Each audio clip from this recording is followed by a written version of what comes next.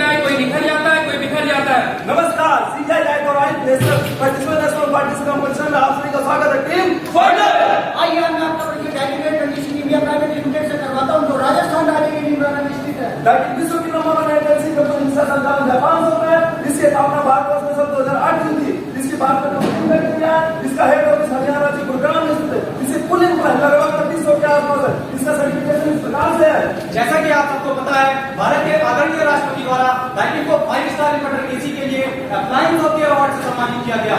इसी के साथ डाइटिन ने भारत सरकार के साथ संगठित होकर मेक इन इंडिया को ध्यान में रखते हुए डाइटिन Japanese institute of manufacturing excellence की स्थापना निम्रा में की, जिसका हिस्सा बेटी बचाओ बेटी पढ़ाओ भी रहा। आइए मैं आपको डाइटिन के ऑर्गेनाइजेशन चर्चा शुरू कराता हूँ। हमारे सीईओ और एडमिनिस्ट्रेटर कमलजीत जावा है, जिनके मार्गदर्शन से डाइटिन नई ऊंचाइयों को छू रही है। हमारे फैसिलिटेटर मिस्टर जिगिन साहब हैं, विकास साहब हैं, Deepak, subleader Rakesh, number Shivam, member Saurabh, remember Prasenjit. आइए अब मैं आपका परिचय चिलर से करवाता हूँ, जिस पर हमारा क्यूसी सर्कल आधारित है। चिलर एक मशीन है जो कि वेपर कंप्रेशन रेफ्रिजरेशन साइकिल का उपयोग करके लिक्विड कूलेंट से हीट को रिमूव करता है तथा जिस लिक्विड कूलेंट का प्रयोग हम कई जगह कर सकते हैं। मेनली इसका उपयोग हम एयर कंडीशनिंग में करते हैं। इसके प्रमुख कंपोनेंट कौन से होते हैं? Condenser, expansion ball, quality circle में हमने पीडीसीए के बारे स्टेप को फॉलो किया। क्वालिटी सर्कल करने के लिए हमने डिसेक्शन प्लान को फॉलो किया, वही है, और इसके बाद हमने अपने कार्य को कंप्लीट किया। Problem selection and identification. हमने अपनी प्रॉब्लम को 3 भागों में बांटा, जो कि ए, बी और सी। प्रॉब्लम को आइडेंटिफाई करने के लिए हमने 3 स्टेज में काम किया। पहले स्टेज में क्या काम किया? पहला स्टेज में हमने ब्रेनस्टॉर्मिंग किया, जिसमें हमने सॉफ्ट फ्लो डिस्कशन और डाटा कलेक्ट किया। दूसरे स्टेज में क्या काम किया? दूसरे स्टेज में हमने नॉसेस को कैटेगराइज किया। तीसरे स्टेज में क्या काम किया? तीसरे स्टेज में हमने मेटल नॉसेस कैटेगरी को सिलेक्ट किया। उसके बाद हमें पता चला हमारी ए टाइप की प्रॉब्लम सबसे ज्यादा थी, जो कि 8 थी। उसके बाद हमने जिला लाइन का डिफेक्ट डाटा लिया, जो कि था जनवरी 2022 से लेकर जून 2022 तक का। उसका एनालिसिस किया तो हमने पास में लीकेज का कंट्रीब्यूशन सबसे ज्यादा है। उसके बाद हमने अपनी प्रॉब्लम को पैरेलल चार्ट के द्वारा दर्शाया, जिसमें हमें पता चला हमारी 80% समस्या लीकेज की वजह से आ रही है। जैसे कि आपने देखा हमारी 80% समस्या लीकेज की वजह से आ रही है। उसका वेरिफिकेशन किया तो हमने पास में 2 तरह के लीकेज आ रहा है। पहला था टाइटनिंग लीकेज, जो था 57, दूसरा था वेंटिंग लीकेज, जो था 1, जिसकी वजह से अप्रोक्स हमारा 15 लाख का नुकसान हो रहा था। हमारा लीकेज का शरीर के कुछ इस प्रकार है। Electrical leakage, plain joint leakage, layer joint leakage, welding joint leakage. हमारी थीम है इन हाउस लीकेज को 0 करते हुए प्रोडक्टिविटी को बढ़ाना। हमारा टारगेट 0 लीकेज। हमारे यहाँ चिलर का मैन्युफैक्चरिंग प्रोसेस कुछ इस प्रकार से किया जाता है। हमारे यहाँ बच्चे का लीकेज इस प्रकार से किया जाता है। सबसे पहले हम चिलर की असेंबली इंस्पेक्शन करते हैं। उसके बाद चिलर का वैक्यूमिंग किया जाता है, जो कि माइनस 0.09 एम्पियर तक किया जाता है। उसके बाद प्रेशर चार्ज करते हैं, जो कि 1.15 एम्पियर तक रहता है। उसके बाद चिल्लर का लीक टेस्ट करते हैं। जिला का लीक टेस्ट करने के लिए हम जिन टूल का उपयोग करते हैं, इस प्रकार से है। HID machine pro handling spray. जैसा कि आपने देखा हमारे यहाँ पर लीकेज की समस्या आ रही है, उसका एनालिसिस करने के लिए हमने 5 कंपोनेंट्स का प्रयोग किया। समस्या से कौन प्रभावित हो रहा था? Chiller production. समस्या क्या आ रही थी? लीकेज का आना समस्या कहाँ आ रही थी? असेंबली लाइन पर। समस्या कब आ रही थी? एक टेस्ट करते समय समस्या क्यों आ रही थी? या तो अभी अंडर एनालिसिस है। इसका समाधान कैसे करेंगे? दिमाग लगा के और इस टूल का उपयोग करके टाइटनिंग लीकेज का एनालिसिस करने के लिए हमने फ्यूज डायग्राम के 6 पे काम किया, जिसमें हमें मशीन में 1 ऑब्जर्वेशन और मेथड में 3 ऑब्जर्वेशन मिले।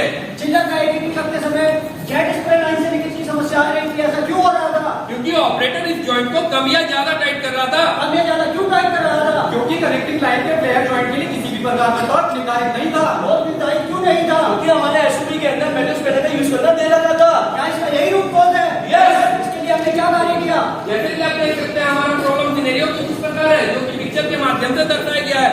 अगर हम बात करें हमारे लिए वर्किंग मेथड की, तो सबसे पहले इस जॉइंट को ऑपरेटर मैनुअल स्पैनर से टाइट करता है, जो कि हमारे एसओपी में दिया हुआ है। इसके बाद हम इसे 1.15 प्रेशर पर लीक टेस्ट करते थे, जिसमें हमें अक्सर लीकेज मिला। जब हमने इसका एनालिसिस किया तो हमने यह पाया कि जॉइंट के ड्रैग के डिमो मिलते थे। इसका काउंटर मेजर लेने के लिए हमने 2 एक्टिविटी की। पहला एक्टिविटी जिसमें कि हमने प्रॉपर टूल डिसाइड किया, साथ ही उस जॉइंट पर टॉर्क डिसाइड करने के लिए मल्टीपल एक्सपेरिमेंट किए और उसका मॉकअप सैंपल लिया, जिसका डाटा पिक्चर में देख सकते हैं। दूसरे एक्टिविटी में हमने उस टॉर्क टूल को कैलिब्रेट करने का मेथड डिसाइड किया, जिसमें कि हम उसे मशीन के द्वारा कैलिब्रेट करेंगे। साथ ही हमने उसका चेक शीट बनाया और सभी ऑपरेटर को इसकी ट्रेनिंग दी। जिसके बाद हमने इस जॉइंट के लीक टेस्ट को लगभग 28 किलो में ऑब्जर्व किया, जिसमें हमें कोई लीकेज नहीं मिला। फिर हमने इससे रिलेटेड डॉक्यूमेंट को रिवाइज और स्टैंडर्डाइज किया, साथ ही इस तरह के सभी जॉइंट पर हॉरिजॉन्टल डिप्लॉयमेंट किया। क्या ये इम्प्लीमेंट हो चुका है? यस। चिल्लर का एडिटिंग करते समय डिस्चार्ज लाइन चेक बाउंस से लीकेज की समस्या आ रही थी। ऐसा क्यों हो रहा था? ऐसा इसलिए हो रहा था कि ऑपरेटर प्रॉपर 480 न्यूटन मीटर का टॉर्क नहीं लगा पा रहा था। क्यों नहीं लगा पा रहा था? क्योंकि टॉर्क लगाते वक्त टॉर्क रिंग स्लिप हो जा रही थी। टॉर्क रिंग क्यों स्लिप हो रही थी? क्योंकि डिस्चार्ज लाइन को होल्ड करने के लिए किसी भी प्रकार का चिप उपलब्ध नहीं था। क्या इसका यही रूप कोड है? यस। इसके लिए हमने क्या कार्य किया? जैसे कि आप देख सकते हैं हमारा प्रॉब्लम है कुछ इस प्रकार है, ठीक है, पिक्चर के माध्यम से दर्शाया गया है, जिसका मेथड कुछ इस प्रकार है। सबसे पहले हम डिस्चार्ज पाइपलाइन की असेंबली करते हैं, उसका उसको अच्छे से असेंबल करते हैं। यहाँ पे एक टेस्ट करते हैं, हम चेक करते हैं कि समस्या आ रही है। इस समस्या को अच्छे से जानने के लिए हमें अपना बिफोर असेंबली मेथड को अच्छे से देखना पड़ेगा। जैसे कि आप पिक्चर में देख सकते हैं, हम उसमें डिस्चार्ज पाइपलाइन की असेंबली करते हैं, जो कि फ्लोर पे रखते हैं हॉरिजॉन्टली, उसमें 4 मिनट में उसमें टॉप लगाते थे। उसके बाद हम उसको चिलेशन असेंबल करते थे, उसका प्रेशर टेस्ट करते थे, जहाँ पे अक्सर शेरवासी की समस्या आती है। इस समस्या दूर करने के हमारी क्वालिटी सर्वे टीम ने इसमें काम किया। साथ ही साथ सॉल्यूशन प्रोवाइड हुआ, हमने इस टाइम मटेरियल की सहायता से एक टॉप एफिशिएंसी प्रोवाइड करवाई, जिसकी मदद से अब हमारे ऑपरेटर इस पे इसको डिस्चार्ज पाइपलाइन को वर्टिकली होल्ड कर पाते हैं। इसमें रिड्यूसर फिर जेट पाइप की असेंबली करते हैं, जिसका हम उसमें प्रॉपर 480 मिलीमीटर का टॉप लगा पाते हैं। जब हमने इसको चिलर से असेंबल किया, वहां पे ऐसे टेस्ट किया, तो हमें इसमें कोई लीकेज समस्या नहीं आई। साथ ही साथ हमने इसको टीच चिलर पे ट्राई किया, जहां पे हमें लीकेज समस्या दूर हो गई। इसके बाद हमने अपने ऑपरेटर की ट्रेनिंग करवाई, साथ ही साथ हमने अपने डॉक्यूमेंट्स को भी अपडेट करवाया। क्या ये इम्प्लीमेंट हो चुका है? यस, इस इंप्रूवमेंट से हमें 3 प्रकार के बेनिफिट हुए। सबसे पहले हमारे में 4 से 2 हुई, और जो हमारी लीकेज की संख्या थी 16 से घटकर 0 हुई, और जो टाइम हमारा 520 मिनट लगता था वो घटकर 280 मिनट हुआ। जिंदा का लीकेज टेस्ट करते समय लिक्विड लेवल सेंसर से डार्टी लीकेज समस्या आ रही थी, ऐसा क्यों हो रहा था? कि इस जॉइंट के प्लग और सॉकेट आपस में फिजिबल नहीं थे। प्रिंसिपल क्यों नहीं थे? क्योंकि लिक्विड लेवल सेंसर और कनेक्टिंग आपस में प्रॉपर तरीके से गैसकेट को प्रेस नहीं कर पा रहे थे। प्रेस क्यों नहीं कर पा रहे थे? गैसकेट सिग्नल 1.5 mm की जबकि ग्रुप की डेप्थ जो थी 1.5 + 0.2 mm की। इसका यही रूप कोड है।